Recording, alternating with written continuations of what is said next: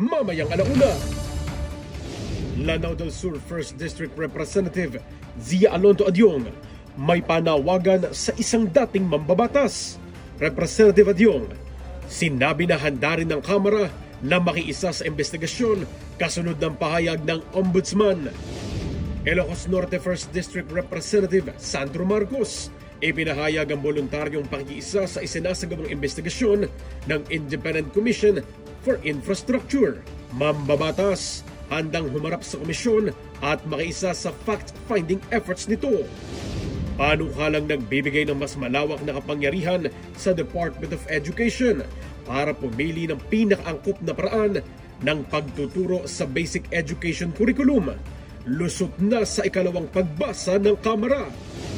Kahalagahan ng walang gutom program, binigyan diin ng ilang mambabatas sa isinagawang pagdinig kasama ang mga opisyal ng Department of Social Welfare and Development. At mahigit 800,000 halaga ng umano'y high-grade marijuana na itinago sa loob ng mga Labubu kitchens na harang ng otoridad. Abangan natin yan sa alauna sa balita dito lang sa Congress TV at IBC.